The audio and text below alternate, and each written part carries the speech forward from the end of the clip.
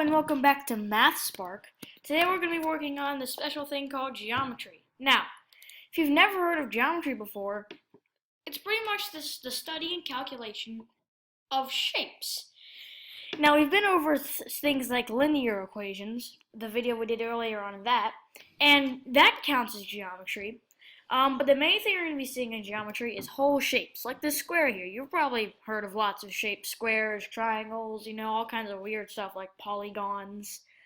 But the square here is what we're going to be talking about first. Now, a square is a type of rectangle, and a rectangle is a shape with four sides and with two pairs of sides that are parallel and the same distance. So as you can see, this side and this side are parallel and they cover the same distance, theoretically. And this side are parallel and they cover the same distance. And that's how you get a rectangle.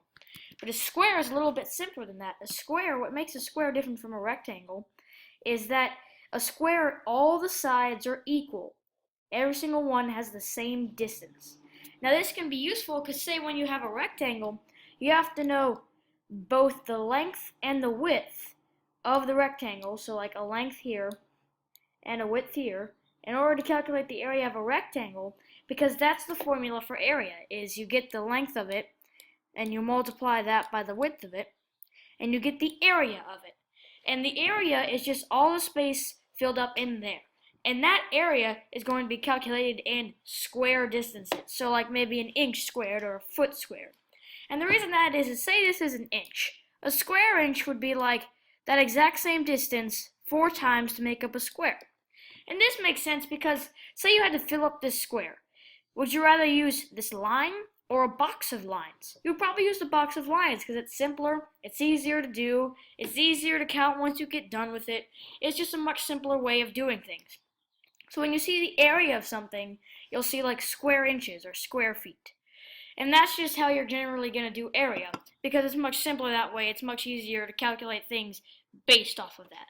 But see, a square, the length and the width are the same distance. So all you have to do is find one side and multiply that by itself.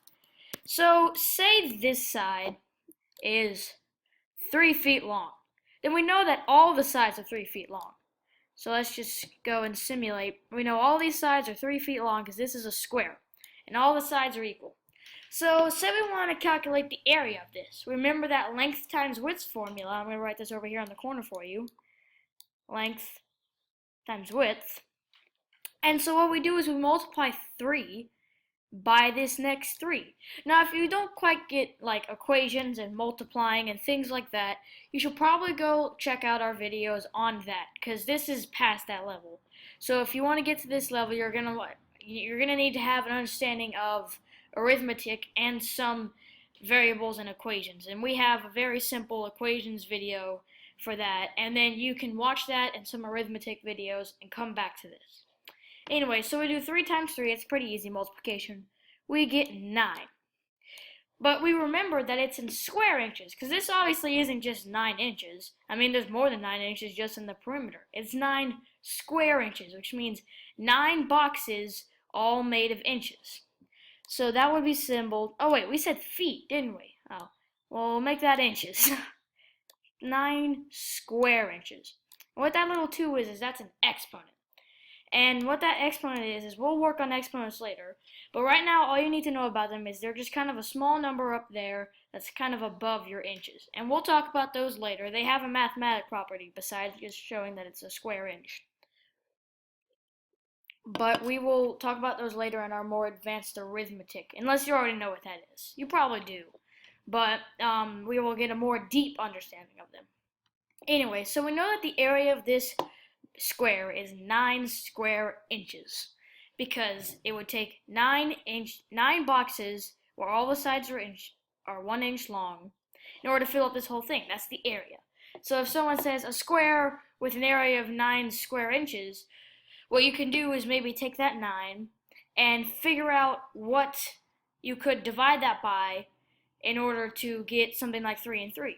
And of course that's pretty simple. Like if someone says what are two numbers that are the same that you can multiply to get 9? You think of 3 and 3. That's a pretty simple one. But bigger ones, you might actually need to do some division, some guessing check, things like that. But like someone says, a square with an area of 9 inches squared, you can just figure out that that would be 9 equals 3 times 3, and then since it's a square, you know that all the sides are 3 inches long, and then you could probably draw that. So you know you can get a lot out of the area, including the special thing called the perimeter. Now the perimeter of a shape is all its side lengths, distance of all the side lengths added together. Now if we take 3, and we add it to 3, and we add it to 3, and we add it to 3, we get 3 plus 3 equals 6, plus 3 equals 9, plus 3 equals 12. So we know that the perimeter of this square is 12 inches. Now, notice how I didn't put inches squared. Because in this, we're not calculating an area, we're just calculating the distance around this square, not the area inside. So, it's just 12 straight up inches. So like if you wanted to get a miniature person to walk around this, you could tell them that you're about to walk 12 inches.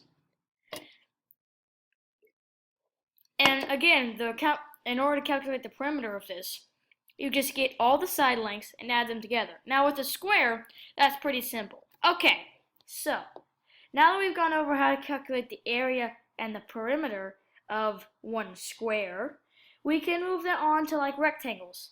And a rectangle, the same rule applies. The only problem is that this side length is different from this side length. So you actually have to know both in order to calculate things like area and perimeter. But that's really not that hard of a thing to do.